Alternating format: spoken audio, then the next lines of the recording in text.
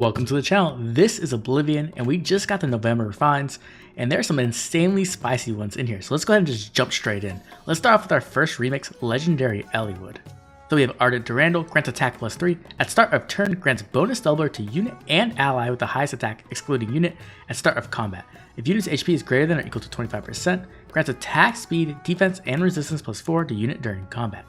So that's just the upgrade to the base weapon. What we can really see here is that Eliwood got bonus doubler as well as providing it to the unit with the highest attack on his team. This is just going to be a big power up for Eliwood, and he's also getting some stats, which is really nice. Then we have the actual refine. If unit initiates combat or is within 2 spaces of an ally, +4 to all stats again, and neutralizes foes' bonuses during combat, and deals damage equal 15% of foes' defense, including AoEs. So this is pretty big. So essentially what we went with is Legendary Eliwood got a combat refine. I was kind of honestly hoping that he would get more of a supportive refine where they would just double down on the support and really turn Eliwood into probably the best supporter in the entire game. That didn't happen, but instead they decided to focus on his combat as well, which is honestly not the worst thing. If you ever use Legendary Eliwood in something like Summoner Duels, then a lot of times what happens is that people will notice that Eliwood is the most powerful support and they will send a unit to go kill him. And a lot of times you'd have to run away as Eliwood because he just didn't have the power to really kill much or to really be able to take hits. But now with this refine, he's going to have a ton of stats. He's getting +8 to all stats. He's getting bonus doubler to himself while still providing it as support. And then he's also just going to be able to neutralize the foe's bonuses. So if they try to come in with like buffed up stats, they're going to get neutralized. And he's getting 15% true damage. And this is really big because it's based off the foe's defense, which is the better true damage in my opinion. You have cases where like you have Brave Alm where it's based off his attack. But the thing is his attack can be lowered and therefore the true damage will be lowered as well. Well, when it's based off the foe's defense, it only scales better into the future as units get more tanky. And this includes AoE, so if somehow you can get Eliwood's AoE charged up, he can kind of be threatening with a really powerful AoE as well. This honestly makes Eliwood into a pretty powerful combat unit. Like he's not going to be a premier like killer like, you know, Brave Seliph or Legendary Nana, but he's definitely going to be able to put a lot of damage. He's going to have a lot of stats, which means that he's going to be able to just like deal with things if they come at him, which is really important. And then if we look at his actual remix, Vision of Arcadia 2, we have at start of turn if a dragon or beast allies in the team, grants attack speed defense for +6, no panic, and Canto 1 to unit and ally with the highest attack for 1 turn. And this is what really makes Eliwood scary because he's not only able to offer that like really powerful support, but he's able to give it to himself. So essentially he's going to have a ton of stats, right? He's going to have the +8 from his weapon and his refine, then he's going to have another +6 from the actual buff, and then another +6 on top of that from the bonus doubler he's giving himself. He's going to have no panic, so you can't really remove that from him very easily. And he also has Canto. So this means you can run a flow skill in his B slot like the flow refresh he came with. He's going to be able to get doubles in, he's going to have a ton of damage, a ton of stats, and he's also going to just offer a ton of support. So this is like, honestly, this is a pretty ridiculous refine. It took Eliwood from being a pure support unit into a support and combat unit. And if you know anything about the meta this year, that is what is making powerful units, right? We have something like Asker who offers a ton of support while also being a very powerful combat unit. And now Eliwood can fit that role as well, which is really, really good. Honestly, this is probably one of the best remixes we've gotten in a long time. Definitely up there with like something like Legendary Alms. Okay, next up we have our other remix, Yune. And Yune has Chaos Manifest, grants res +3 at start of combat if foe's HP is greater than or equal to 75% or penalty is active on foe. Grants attack +6, resistance +5 to unit during combat. Unit makes a guaranteed follow-up attack, and also if unit initiates combat, reduces damage from foe's first attack by X%.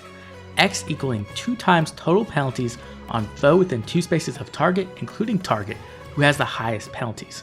Then we have the refine. If a unit initiates combat or is within 2 spaces of an ally, grants another attack and resistance +5 to unit during combat, and deals damage equal total penalties on foe within 2 spaces of target, including target, who has the highest total penalties, but this does not include AoEs.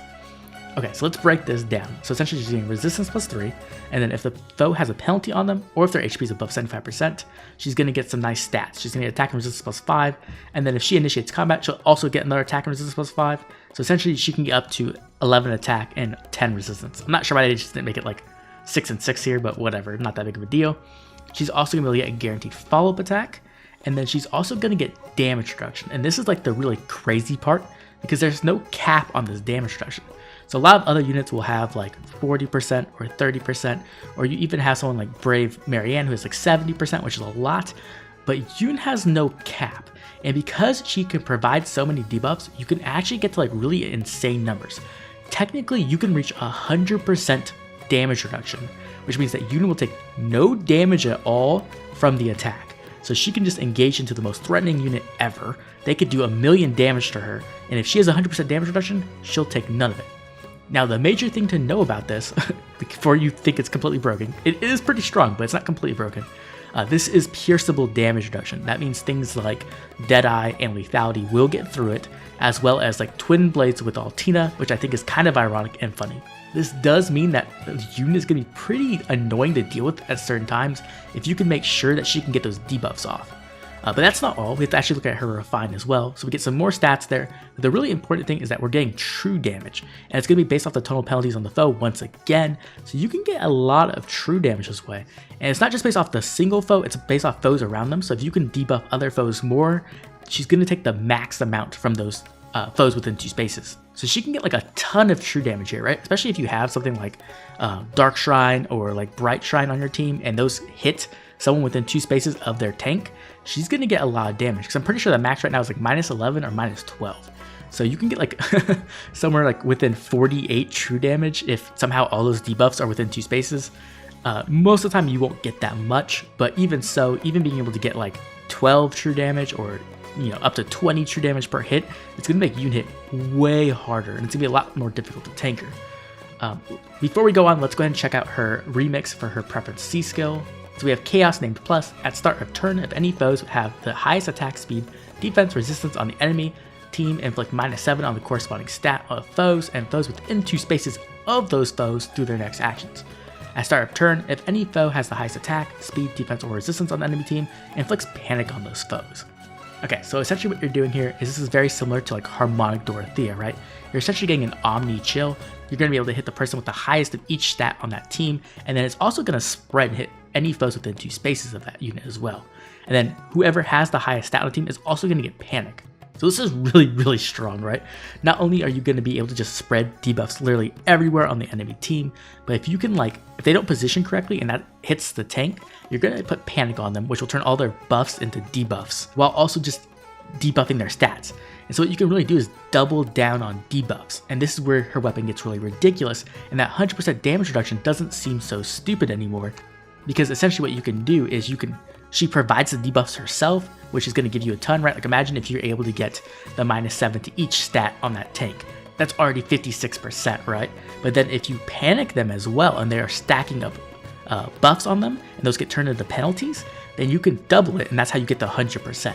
So it's very possible Yune is going to be able to hit extremely hard and be extremely difficult to take down just with her weapon and her C skill. This isn't even counting like her A skill, where you could either put like more power on her or even like an impact effect to be more annoying. Like Yune can actually be pretty annoying. Now the thing is you have to consider is she is a mage, which means she doesn't have access to like damage reduction penetrating effects, which can be like, kind of problematic. So is Yune going to be able to do enough damage to get through like hardy fighter saves? That's difficult to say, especially when like someone like Halloween Duma exists who is red, who's going to have that color advantage, and it's going to be like really high resistance, which will be hard to get through. The other thing you have to consider is that she does have a guaranteed follow-up attack, but she is pretty slow. She has like a milling speed at the best. You could like speed stack on her technically, but even so, if you run into like a fast tank, they're going to have no follow-up, and then you're probably not going to get that second hit in, which she probably needs to secure a kill. But if she does get the damage reduction, which is really important, then she can survive, and that means she can open up other plays like getting danced or having another ally come in. So it's very interesting. This is a really, really good remix. I don't know if it's like Eliwood or Legendary Alm tier, but it's definitely up there. Okay, let's move on to our first duo hero, Duo Hector. So we have Conjurer Kurios, effective against armored foes, grants attack +3. If it is an odd number turn or foe's HP is less than 100% at start of combat, you get +4 to all stats to unit during combat, and you reduce damage from foe's first attack by X%. And X can equal one of 2 values. It can either 60% or 30%. If the foe can make a follow-up attack, then you get 60%, and if they can't make a follow-up attack, then you get 30%. So that's pretty standard stuff there. Then you have at start of combat, if your HP is above 25%, you're going to get another +4 to all stats during combat. You're going to inflict a penalty on the foe's attack and defense during combat equal to 10% of unit's attack at start of combat, and then you'll restore 7 HP after combat. So let's break this down again. So we have armor effectiveness, which is pretty important. There's a lot of armor units running around, obviously. You're going to get attack +3, which is okay. You would much rather have cooldown reduction here. And then if the foe's HP is less than 100% or it's an odd turn, honestly not the best condition, if I'm not going to be lying to you. Essentially what they're trying to do is make you take advantage of his duo skill, right? So you can get their HP below 100%, but you realistically can't do that in every single game mode. And then the odd turn thing is just not very reliable in my opinion. But even so, you'll get +4 to all stats, and then you'll get some damage reduction as well. So if you have a way to like deny their follow-up, which he doesn't have built into his weapon, and you could put into his kit like through Wary Fighter or something like that, or if like they just aren't fast enough to double you, or maybe you're using a hardy fighter build and you deny their guaranteed follow-up attack, then that's another way to do it. You'll get 30% damage reduction. But if they can double you, then you'll get 60%. And 60% damage reduction is nothing to laugh at. That's a ton of damage reduction. The problem is, once again, it is pierceable by something like Deadeye or Lethality, which means that it's not going to be the best against something like Duo Chrom, who's going to be able to get through that damage reduction. But then we look at the actual refine, and then he's getting another +4 to all stats, and then the interesting thing is he can inflict a penalty on the foe's attack and defense during combat. That's 10% of the attack. So if we look at the max stats for Hector, he can get 74 visible attack, and this is at start of combat, which means that it's based off his visible attack and not like including all of his skills and stuff. So if we can get 74 attack, 10% of that is 7.4. It's gonna get rounded down to 7. So you're essentially gonna be able to inflict -7 attack on them, and then you'll essentially gain 7 defense and 7 resistance through the debuff on their attack. It's okay. It's not bad. It's extra stats, right? So essentially you can get like what, 15 to attack, defense, and resistance, and then a little bit of speed as well. It's not bad. It's not amazing. The healing after combat is kind of nice because then you can use a different seal. You don't have to like run something like Mystic Boost or like even like a healing special. You can run something like Deflect Magic or like Deflect Missile or something like that, which is cool. Overall, I think this refine is okay. It's definitely nothing like Brave Hector level or anything like that. This isn't going to make Hector a premier save in my opinion. It's not consistent enough, which is a big deal. You also have a lot of like stiff competition and like Halloween Duma and like Rearmed Grima and stuff like that, right? There's just a lot of good armors out right now, and I don't think this refine is quite powerful enough. You don't have like a good way to deny follow-ups, you don't have a good way to get guard, and the debuff to attack and defense just isn't enough in my opinion. If it was a higher number, like something like Shells, then this could be really, really powerful, but as it is, I don't think it's enough to make Hector insane. I think it will be good, but I don't know if it's going to be amazing. And honestly, Rearmed Lift's arcane weapon might be better for a far save Hector. I'm going to have to test it out, but I think it actually might be better. Okay, next let's check out Python with his Snide Bow. He's effective against flying foes. At start of combat, if unit's HP is greater than 25%, grant attack and speed +5 to unit during combat, and unit deals +7 damage. If unit initiates combat or is within 2 spaces of an ally, inflicts speed and defense -5 on foe during combat, and inflicts penalty on foe's speed and defense during combat, equal current bonus on each of foe's stats ×2. Okay, so let's talk about this. Let's break this down. So essentially, you have your basic effective against flying foes, that's on every bow, and then if he's above 25% HP, he's gonna get some attack and speed, which is nice, and he's gonna get 7 true damage per hit, which is pretty solid actually. But then he's also gonna have, if he initiates combat or is within 2 spaces of an ally, he's essentially gonna be able to inflict speed and defense -5 on the foe, which is essentially +5 attack and speed, so up to 10 attack and speed, and then inflicts a penalty on the foe's speed and defense, double their bonus. So how good is this really, right? It's not the best in my opinion. The 10 attack and speed is pretty nice, the true damage is pretty nice, but the second part, like the big refine condition, where you can essentially like reverse buffs on the allies' speed and defense, isn't the best because you can't control that, right? It's completely based off if the foe is having bonuses on those stats. If they don't have bonuses on those stats, it does nothing. So honestly, I feel like Python's refine is a bit underwhelming. It's not bad by any means, but I don't expect to see Python like in the meta at all. I think he can be like decent, but I feel like we just have a lot of other bow calves that are just gonna be able to do a much better job than Python is, even with this refine. So overall, I think it's decent, but not amazing. Okay, next up is going to be Cynthia with Lance of Heroics. If an ally's HP is less than 80%, unit can move to a space adjacent to that ally. At start of combat, if unit's HP is greater than or equal to 25%, grants bonus to unit's attack, speed, defense, and resistance during combat equals 4 + X. X equals number of spaces from start position to end position of whoever initiated combat ×2, max of 8. If unit is within 3 spaces of an ally, grants all stats +4 to unit during combat, and bonus to attack, speed, defense, resistance during combat equals current penalty on each of those stats ×2. So essentially she has Wings of Mercy 8, which is kind of cool. It's like a callback to her mother Sumia, who also has Wings of Mercy in her refine. Unfortunately, Sumia didn't get the Kanto, but you can kind of remedy that with a trace scale, so it's not that big of a deal. And then essentially she's going to get a clash effect, something like what Brave Seliph has, right?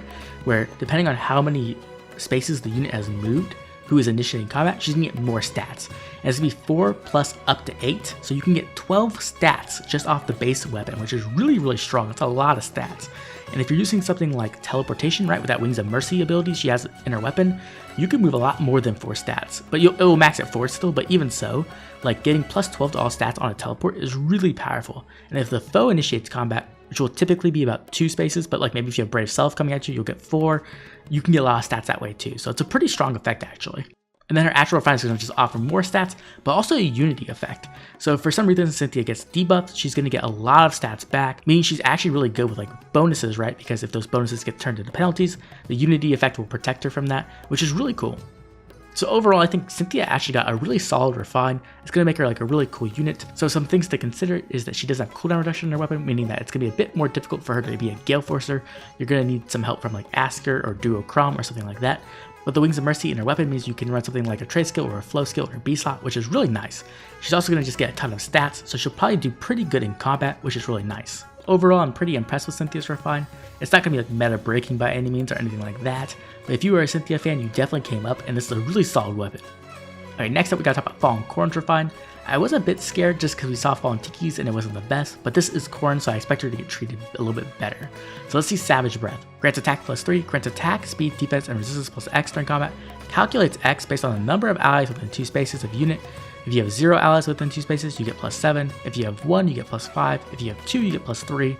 If you have 3, you get plus 1. And if you have 4, you get 0. If the number of allies within 2 spaces of a unit is less than or equal to 1, you get to neutralize Corrin's penalties, which is pretty nice. And if her foe's range equals 2, she gets adaptive damage. Pretty normal dragon stuff. Then we have a refine. At start of combat, if unit's HP is greater than or equal to 25%, grants plus 4 to all stats to the unit during combat, and reduces damage from foe's first attack by X%. X equals 30 minus the number of allies within 2 spaces of unit times 10, minimum 0%. At start of combat, if unit's HP is greater than 25%, and Corrin's attack is greater than foe's resistance, unit's first attack deals damage equal X% of difference between stats. X equals 30 minus number of allies within 2 spaces of unit times 10, minimum 0%. Okay, so that's a lot of words, and there's a lot of X's in these refines for some reason, so let's break this down. So we have attack plus 3, pretty basic stuff, and then she can get up to plus 7 to all stats, depending on how many allies are within 2 spaces of her. So this is kind of not the best. I was kind of hoping they would remove this, to be honest. I know it's kind of thematic for like her being a fallen Corrin, but at the same time, like in most game modes, you're gonna want to have allies within 2 spaces. In Ether Raids, you want at least 1 kind of support behind you, and in Summoner Duels, you're gonna have a lot of allies around you in a lot of maps. So honestly, that's not the best effect in my opinion. Now the other effect is if you have less than or equal to 1 ally, you can neutralize Corrin's penalties, which is really nice and very powerful.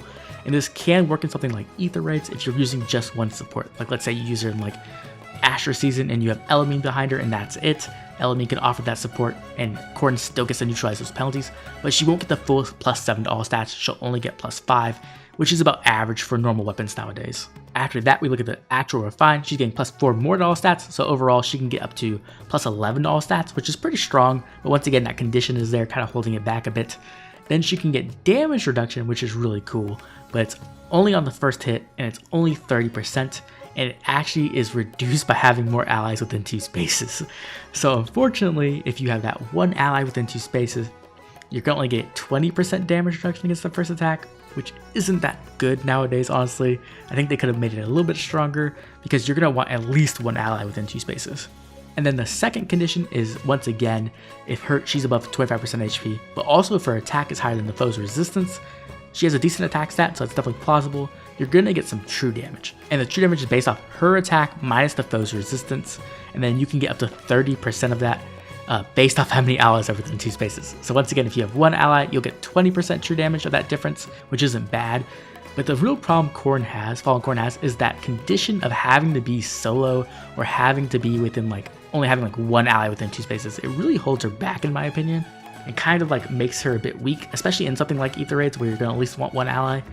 Now in Summoner Duels, this could possibly work in like a raid boss team, right? Like if you're using a raid boss team, a lot of times the raid boss will be very far ahead of her allies. Like you can kind of like smite her in, she'll be away from all her allies, she'll be able to get all the stats, she'll be able to get the full 30% damage reduction and the full 30% true damage on her first attack, which can be very good.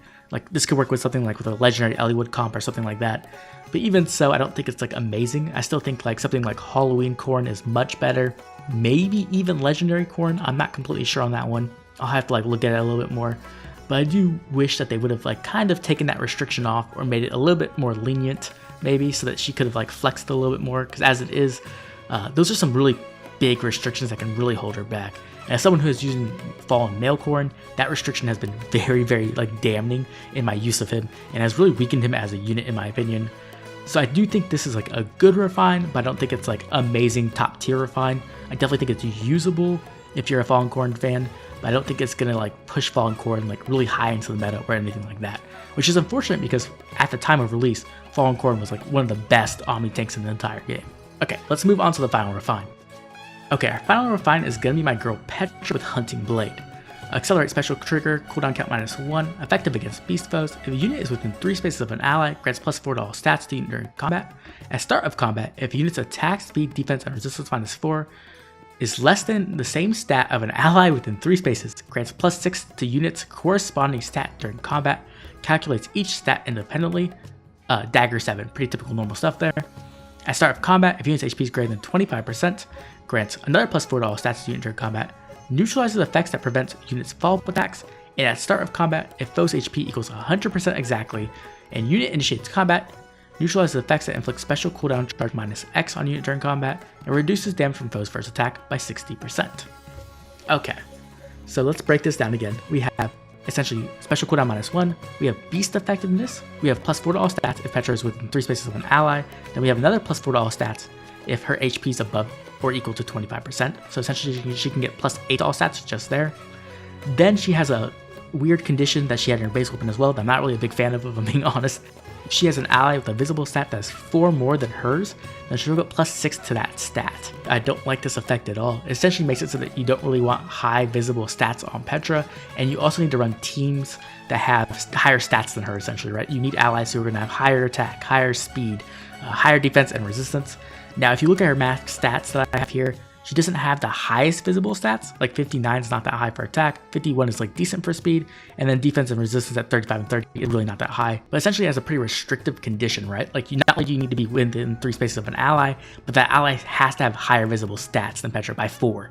So like to really get the full effect of her weapon, you really need to have like a team that can stick together, something like a Catria ball or some other kind of flyer emblem team where they have like a lot of mobility to like stay kind of stuck all in like a little ball together, right?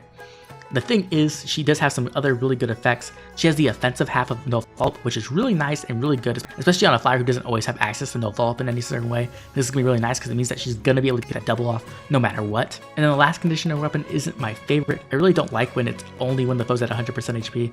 I wish that it was like a little bit more lenient, like if it was like the foe's HP is above 75%, right?